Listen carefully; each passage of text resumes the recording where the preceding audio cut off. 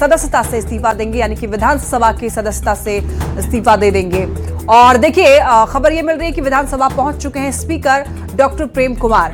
और आपको बताते चलें कि रविवार को भी सुबह सुबह खुला हुआ है विधानसभा सचिवालय। एमएलए यहां पर पद से इस्तीफा देंगे नितिन नवीन, और राज्यसभा के लिए निर्वाचित है नितिन नवीन। इस्तीफे देने के बाद में नितिन नवीन जो है वो असम दौरे पर चले जाएंगे। तो आपको ये बताते चले कि एमएलए पद से इस्तीफा देने वाले हैं नितिन नवीन। और ये बता दें आपको कि बांकीपुर से 5 बार विधायक रहे हैं, काफी पकड़ इनकी रही है और विश्वसनीय चेहरा भारतीय जनता पार्टी के नितिन नवीन माने जाते हैं। तो देखिए अब इनको जिम्मेवारी मिली है पूरे राष्ट्र की, क्योंकि अब राष्ट्रीय अध्यक्ष बन चुके हैं भारतीय जनता पार्टी की। दूसरी तरफ राज्यसभा जा रहे हैं, तो ऐसे में इनको विधानसभा की जो सदस्यता है उससे इस्तीफा देना होगा। रजनीश हमारे साथ जुड़ चुके हैं, ज्यादा जानकारी देंगे। और रजनीश, आज का दिन देखिए काफी महत्वपूर्ण है, इस्तीफा देने वाले हैं नितिन नवीन। बिल्कुल, देखिए नितिन नवीन कुछ ही क्षण में जो है बिहार विधानसभा पहुंचेंगे और इसी पोर्टिको में अभी हम इंतजार कर रहे हैं तमाम मीडिया कर्मी भी कि नितिन नवीन यहां से अंदर जब प्रवेश करेंगे तो उनसे बातचीत भी करें, क्योंकि उनके लिए भी ये कहा जाए तो काफी महत्वपूर्ण घड़ी है।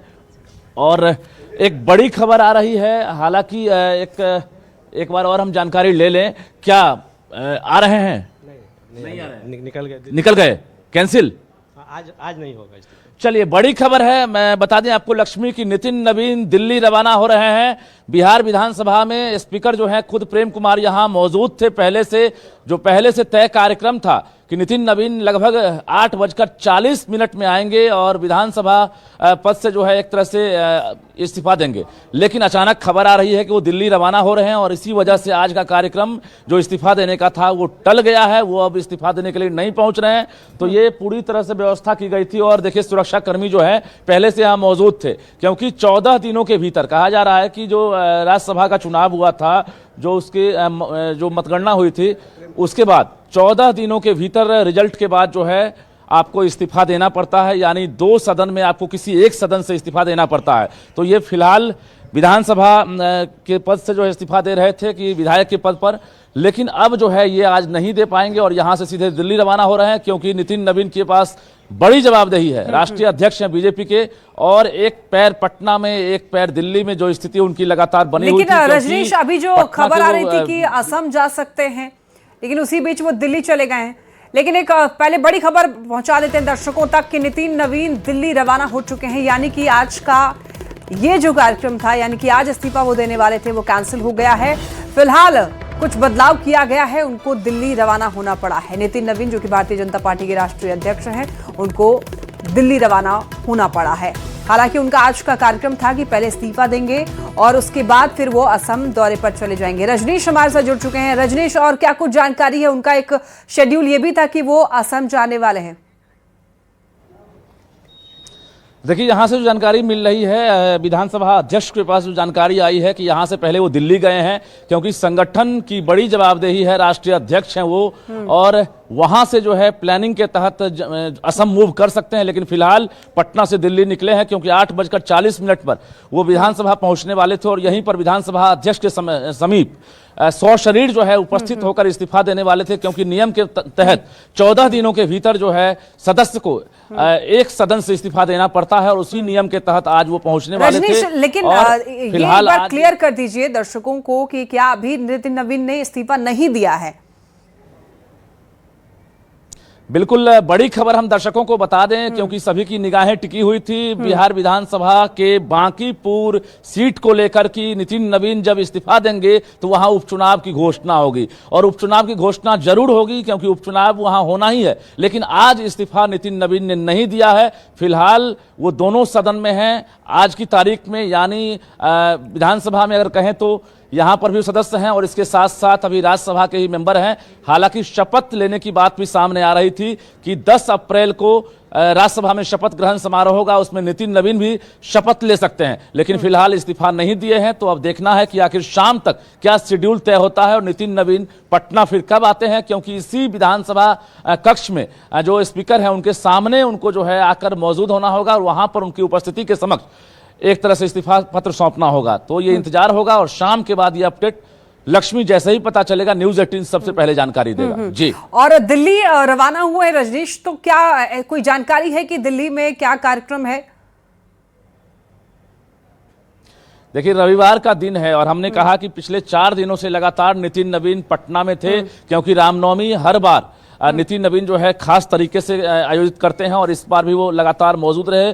भव्य कार्यक्रम किए गए थे और उसके बाद ये तय था कि आज रविवार को 8:40 में बिहार विधानसभा सभा कक्ष में वो पहुंचेंगे और यहीं पर स्पीकर के समक्ष वो इस्तीफा सौंपेंगे। लेकिन अचानक खबर आती है कि वो दिल्ली रवाना हो गए हैं और दिल्ली से वो असम जा सकते हैं, ये भी खबर आ रही है। लेकिन फिलहाल ये तय है कि आज वो इस्तीफा नहीं दे रहे हैं। लक्ष्मी, तो रजनीश, पहले ये शेड्यूल था कि पहले इस्तीफा देंगे उसके बाद वो असम जाएंगे, लेकिन इसी बीच उनको दिल्ली जाना पड़ गया है, तो वो दिल्ली से फिर उनका असम जाना हो सकता है।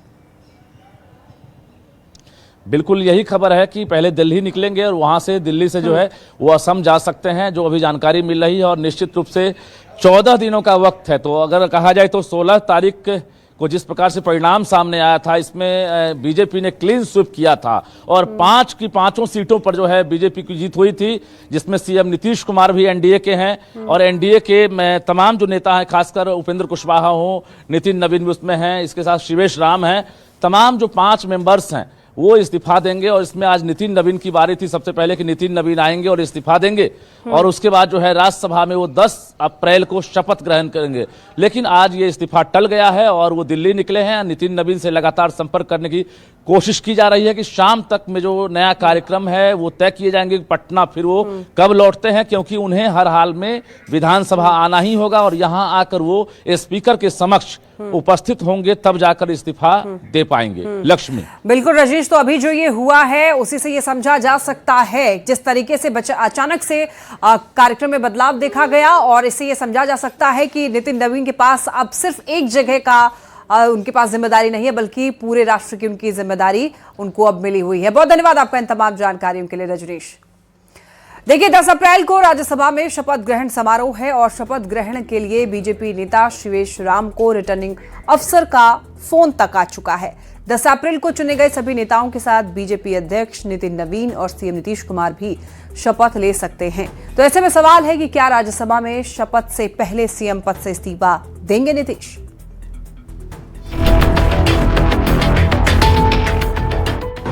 तो मुझे जानकारी है कि 10 अप्रैल को मुझे शपथ लेना है। 10 अप्रैल 2026 यही तारीख तय हुई है बिहार से नवनिर्वाचित राज्यसभा सांसदों के शपथ ग्रहण की। इस बात की जानकारी खुद बिहार से नवनिर्वाचित बीजेपी सांसद शिवेश राम ने दी। शिवेश राम ने बताया कि शपथ ग्रहण के लिए उन्हें रिटर्निंग ऑफिसर का फोन आया था। 10 अप्रैल को राज्यसभा में शपथ ग्रहण समारोह है। उसी दिन बीजेपी अध्यक्ष नितिन नवीन और बिहार के मुख्यमंत्री नीतीश कुमार सहित बिहार से निर्वाचित सभी 5 सांसद शपथ ले सकते हैं। नवीन और मुख्यमंत्री नीतीश कुमार, उपेंद्र कुशवाहा से सभी लोग उस दिन शपथ लेंगे। जी, मुझे तो लगता है ऐसा ही, क्योंकि मेरे लियाजनिंग अफसर से जो बात हुई उन्होंने कहा कि 10 तारीख को बिहार के लोगों का शपथ ग्रहण। सवाल है कि क्या राज्यसभा में शपथ से पहले सीएम पद से इस्तीफा देंगे नीतीश, क्योंकि ये साफ हो चुका है कि नीतीश कुमार राज्यसभा के जरिए केंद्र की राजनीति में जा रहे हैं। उसके पहले वो 30 मार्च को विधान परिषद की सदस्यता से इस्तीफा देने वाले हैं। इधर नीतीश कुमार के राज्यसभा जाने की बात पर भावुक होते हुए मंत्री अशोक चौधरी कहते हैं कि हम लोग नहीं चाहते थे कि वे बिहार को छोड़कर राज्यसभा जाएं। परिस्थितियों के साथ उनका निर्णय है, लोग तो नहीं चाहते थे कि वो जाएं। जेडीयू सांसद देवेश चंद्र ठाकुर ने भी कहा कि नीतीश कुमार का राज्यसभा जाना हम सब के लिए दुख की बात है। हम लोग के लिए तो दुख की बात है व्यक्तिगत रूप से। हम लोग उन्हीं के नेतृत्व में इतना ज्यादा काम किए कर सके, और जितना काम बिहार में हुआ और जितना ज्यादा काम हुआ है, मैं नहीं समझता हूँ पूरे देश में इतने काल में किसी नेता ने उतना बड़ा काम, ज्यादा काम किया हो। ये तय है कि नीतीश राज्यसभा के रास्ते केंद्र की राजनीति में जा रहे हैं, लेकिन जब तक वे बिहार के मुख्यमंत्री हैं, लगातार विकास कार्यों को लेकर गंभीर हैं। समृद्धि यात्रा के समापन के बाद भी वे रुके नहीं हैं। शनिवार को सीएम ने पटना में बन रहे गौरव पार्क का निरीक्षण किया, पटना हाट के निर्माण का भी जायजा लिया और सभ्यता दौर भी पहुंचे। वहां भी घूम घूम कर चीजों को देखा। न्यूज 18 के लिए पटना से शैलेंद्र कुमार और आनंद अमृतराज के साथ ब्यूरो रिपोर्ट। पटना से बड़ी खबर मिल रही है। गांधी मैदान थाना क्षेत्र में भीषण आग लगी। देर रात तेल मिल में आग लगने की खबर। दलदली रोड में तेल मिल है, लाखों का नुकसान बताया जा रहा है। हालांकि देखिए कोई हताहत नहीं है। आपको ये बताते चले 13 दमकल ने आग पर काबू पाया है। करीब 3 घंटे के बाद आग पर काबू पाया गया है। ये तस्वीरें आप देखिए किस तरीके से यहाँ पर मिल में जो आग लगी है, भयावह तस्वीर देखने को मिल रही है। हमारे साथ धर्मेंद्र जुड़ गए हैं ज्यादा जानकारी के लिए। धर्मेंद्र, यहाँ पर तेल मिल में बताया जा रहा है कि भीषण आग लगी है। कब की यह घटना है और कैसे आग पर काबू पाया गया, एक बार पूरी जानकारी दीजिए। जी, देर रात दलदली इलाके की घटना है। देर रात शॉर्ट सर्किट के कारण आग लगी थी और काफी मशक्कत लगी।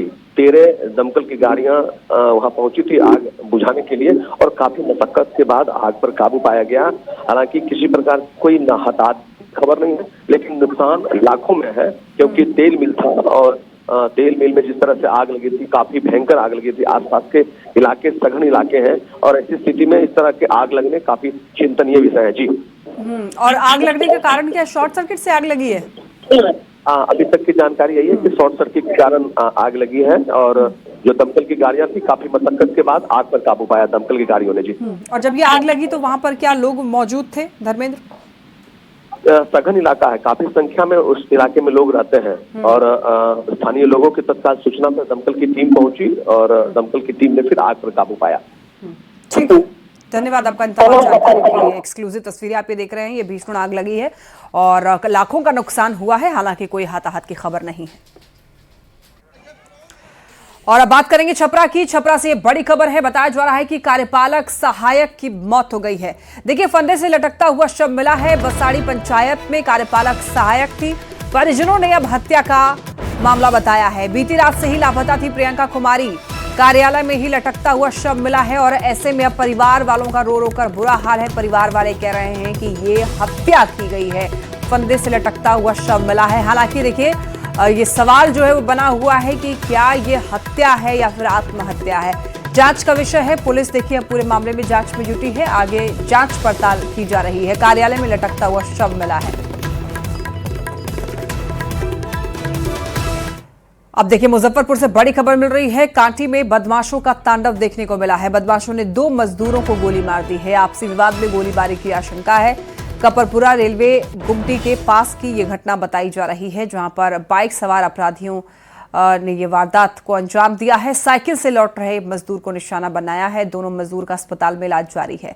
अब इस घटना के बाद से ही इलाके में देखिए दहशत का भी माहौल है। कपरपुरा रेलवे गुमटी के पास साइकिल से लौट रहे अनिल पटेल और राजकिशोर भगत को बदमाशों ने गोली मार दी। दोनों गंभीर रूप से घायल हो गए। अस्पताल में इनको भर्ती कराया गया है। देखिए ग्रामीण एसपी ने यह बताया है कि जो मामला है वो आपसी विवाद का लग रहा है। हालांकि जांच जारी है। कोई खबर किया है गांव से, गांव के आदमी था, उसी के माध्यम से खबर आया। क्या सूचना मिली? कि भाई के गोली मार दिया है लालू। क्या करता था भाई आपका? लेबर मजदूर, फूल वाला के काम करता था, पौधा के। कहाँ से आ रहा था वो ड्यूटी करके आ रहा था। क्या चीज ड्यूटी करता था?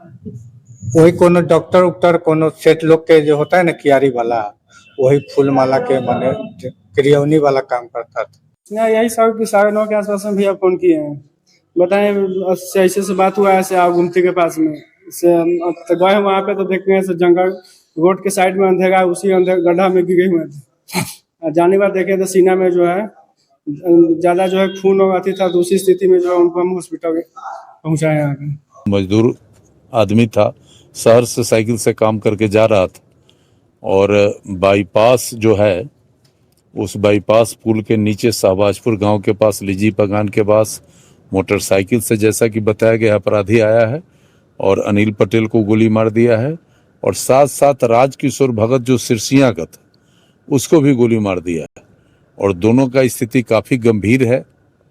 हम लोग यहाँ घंटों से बैठे हुए हैं, पुलिस के अधिकारी भी आए हैं। उस दोनों का जान कैसे बचे इस पर हम लोग काम कर रहे हैं। काटी थाना क्षेत्र में कपड़पुरा गुमटी के पास देर रात्रि 2 व्यक्तियों को अज्ञात अपराध कर्मियों के द्वारा गोली मारी गई है। गंभीर जख्मी अवस्था में उन्हें अस्पताल भर्ती कराया गया है, उनका इलाज चल रहा है और साक्ष्य संकलन किया जा रहा है।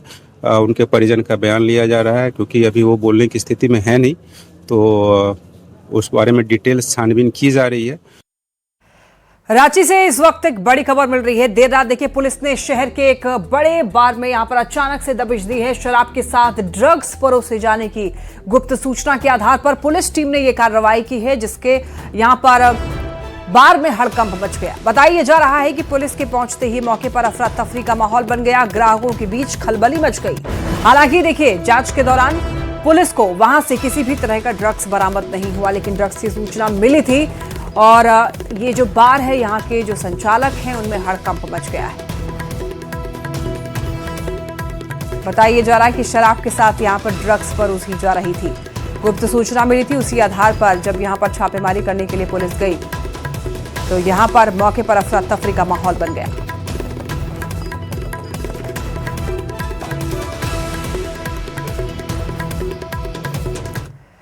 और खबर भागलपुर से है, जहां पर नवगछिया इस्माइलपुर सामुदायिक स्वास्थ्य केंद्र में विवाद सामने आया है। प्रभारी चिकित्सा पदाधिकारी पर महिला कर्मियों ने छेड़खानी का गंभीर आरोप लगाया है। कर्मचारियों ने अस्पताल के सामान में हेराफेरी की शिकायत की है।